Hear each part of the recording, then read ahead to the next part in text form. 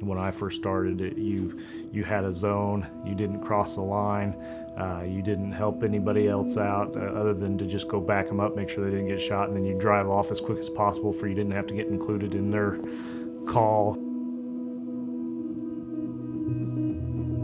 If you let things get to you and go home at the end of the day, you're going to take it out on your wife, your kids, and it's going to escalate your home life. You're going to come back to work, be angry the next day. It's going to escalate even more, and it's just going to continue to escalate. I think the most difficult decisions that we make and that we struggle with, and from the chief on down, is so I'm working with a fellow officer who's not reflecting our mission, who's not really helping anyone, and so do I hold them accountable? We've come to realize that you can't just move the furniture around. You can't just restructure the command staff or say, hey, that guy's out, this guy's in. You know, you got to change the actual storyline or change the very systems, because everybody knows every organization has a history. Everybody has a system story. And unless you change the story, you're probably not going to change the culture.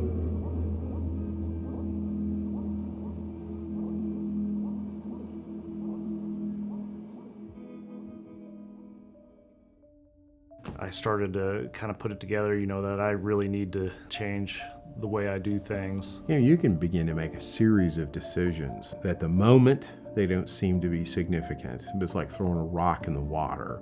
The ripples down the way. You find yourself in a place where you're like, how did I get here?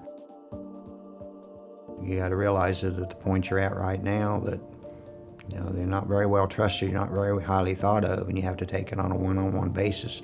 From the beginning, each individual officer has to go in with the attitude that they want to improve the department, they want to have better relationships with their city. Through the Arbinger process, it gives us some language for not ending up in places we wouldn't want to end up. And that gave the chief then the ability to say, we want to change, you know, the culture.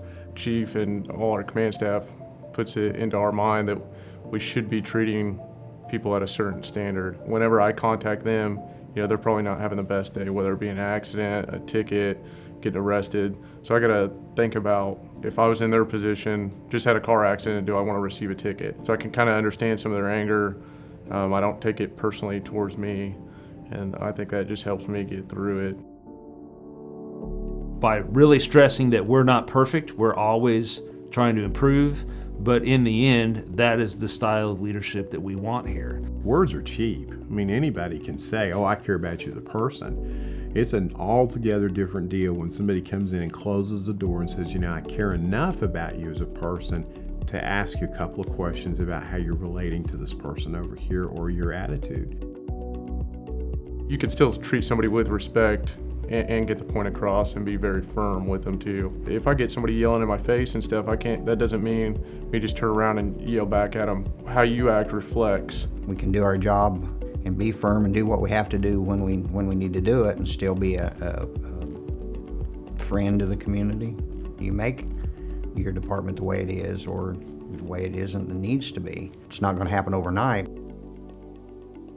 I've seen people since we started this that were really frustrated, angry, probably their careers were going to ensue, leaders who are now some of the best leaders I've ever worked with.